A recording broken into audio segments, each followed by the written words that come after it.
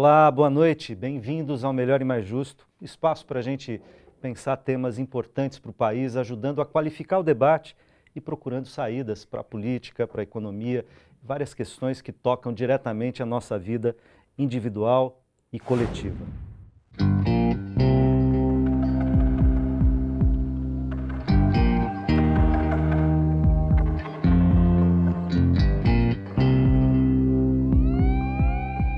Preste atenção.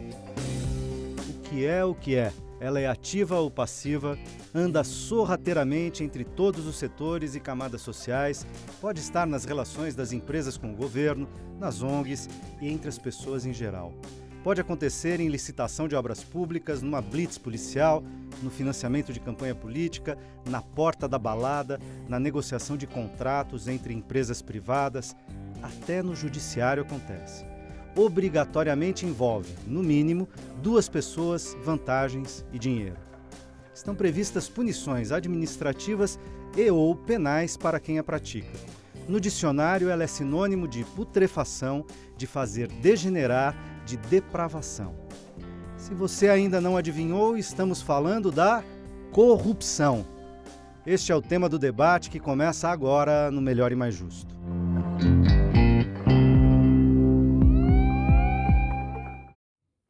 Para essa conversa estão aqui comigo Jorge Donizete Sanches, conselheiro da Amarribo, Coalizão Brasileira de Combate à Corrupção, representante do Brasil na Transparência Internacional, e Luciano Santos, diretor do Movimento de Combate à Corrupção Eleitoral e um dos criadores do projeto de lei da Ficha Limpa.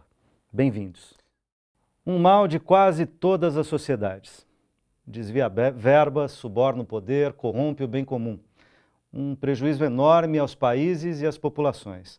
O Brasil, infelizmente, não é diferente. Nos últimos anos, há sinais de que esta prática terrível tem sido mais combatida e exibida. É correta essa afirmação? Luciano. Olha, essa é uma discussão que se tem se hoje temos mais corrupção ou se ela está mais aparente, se é mais transparente. Eu acho que hoje nós temos um maior combate à corrupção. Lei de acesso à informação, acho que nós temos mecanismos que expõem efetivamente quando acontece a corrupção.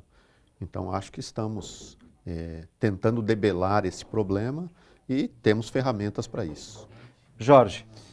Acho que o diferencial é a forma como se está vendo a corrupção hoje em dia. Com todo esse arcabouço de melhoria da própria legislação e também do exercício da cidadania, que é o ponto principal, então fica-se mais em evidência. Agora, é muito difícil afirmar se tem mais porque está apurando ou se está apurando porque tem mais. O que é mais importante é a gente começar a enxergar. Quem nasceu primeiro, o ovo ou a galinha, não é muito perceptível, né? O mais importante detectável. É a gente saber que as instituições estão se fortalecendo para apurar os casos de corrupção. Por exemplo,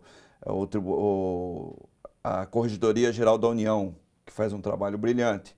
Não existia, até antes da Constituição de 88, a Corregedoria Geral da União, né? Então, esse é o aspecto importante.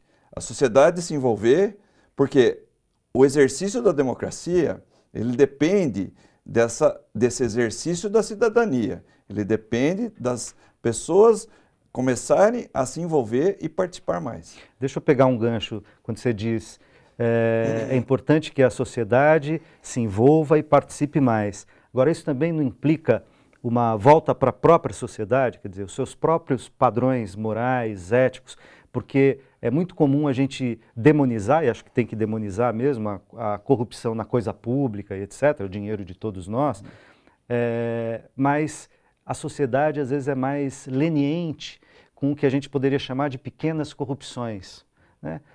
A tentativa de ganhar o guarda para não tomar uma multa, né? A situação de pagar uma propina para o fiscal, às vezes até a coisa da gorjeta, um pouco a mais para o garçom te servir melhor numa festa ou num restaurante. Quer dizer, esse tipo de cultura, a sociedade brasileira também não tem que começar a botar o holofote sobre ela, porque, de certa maneira, isso não está na base de que algumas corrupções são admissíveis e que outras corrupções não são.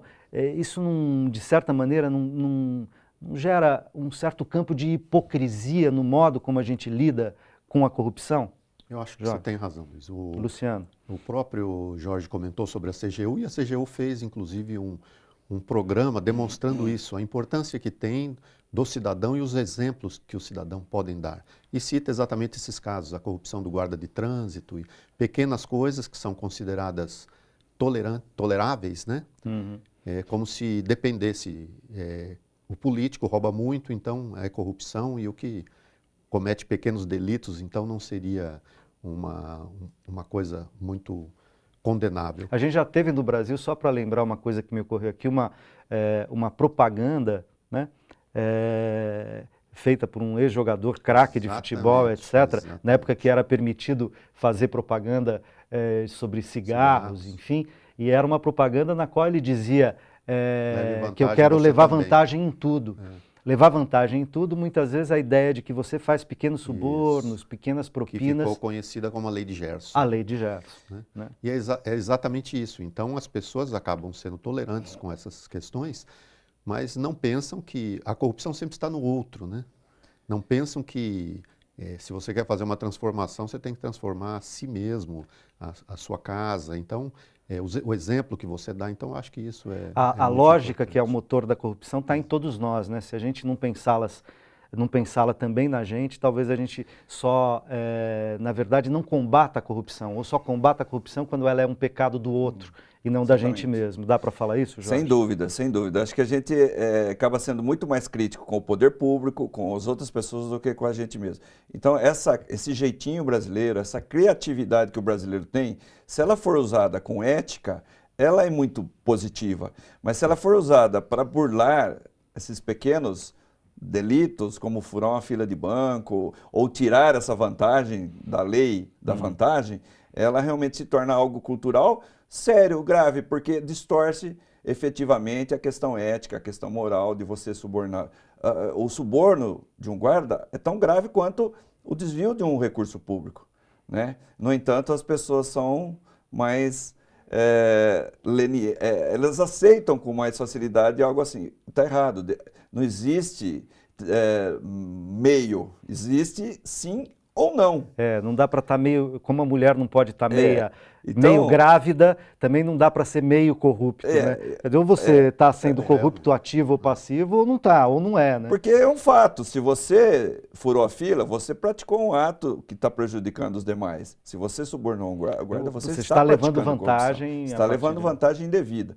Né? Então, é um problema cultural que deve sim ser enfrentado por toda a sociedade de uma forma mais rigorosa, mais radical, e acho de verdade que está começando. As pessoas estão mais atentas a isso. Aparentemente, pelo menos. No campo político, quer dizer, então, chegando mais no campo político, que está muito em evidência no país atualmente, por conta de escândalos na Petrobras, recentemente, e outros de anos anteriores. Também no Brasil, algumas décadas atrás, você tinha na boca do povo certas expressões que diziam assim, rouba, mas faz. Né? Por exemplo, que a ideia de que um certo tanto de corrupção seria permitido para o político desde que ele entregasse um bom serviço na opinião da população, tá certo? De certa maneira, também não dá para dizer que a sociedade foi muito tolerante, leniente, com o comportamento dos seus representantes políticos. Isso vale para o legislativo e vale para o executivo. O judiciário não são representantes, mas também vale para o judiciário como representantes sociais, embora não eleitos, né? Que a sociedade suportou durante muito tempo. Ao que atribuir essa tolerância da sociedade a esse tipo de cultura, inclusive nos ditos populares, rouba, mas faz? Eu acho que essa daí seria até uma discussão antropológica, que nós precisaríamos aí pesquisar a origem do Brasil, a Constituição, toda ela como foi feita, né? Aqueles que vieram para o Brasil, né? Os portugueses que vieram, então tem toda uma história que mostra essa questão da corrupção. Mas independente disso, nós vivemos hoje num mundo globalizado, onde nós temos informações, conhecemos os países mais desenvolvidos e as práticas. Eu acho que não dá para ficar justificando né, a tolerância à corrupção. E é evidente que nós temos uma parte da população que é mais tolerante com corrupção, votando em candidatos que são notoriamente conhecidos como corruptos. Ficha suja. Ficha suja, né? Então você precisa ficar tomando providências para evitar que isso aconteça. Foi assim na lei da ficha limpa. A lei da ficha limpa não precisava nem existir. Se realmente a conduta dos partidos, a triagem e tudo, já excluísse aqueles que tivessem esse tipo de situação.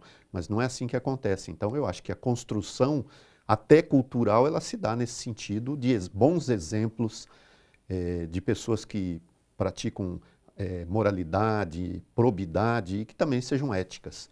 Então acho que esse uma construção que a gente vem fazendo, trabalhando, não é uma coisa fácil. A gente vê a questão de o candidato que compra voto. Não é só o que compra voto, porque tem alguém que vende o voto.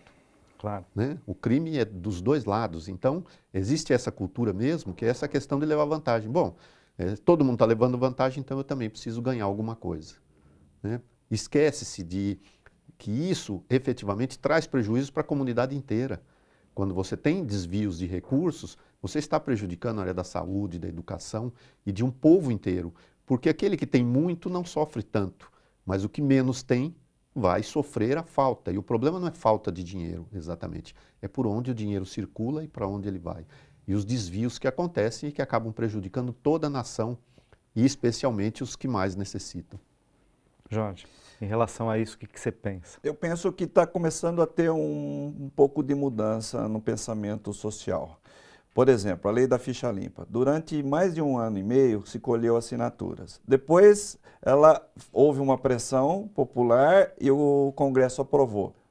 Embora muitos deputados fossem contra, foi aprovado praticamente por unanimidade.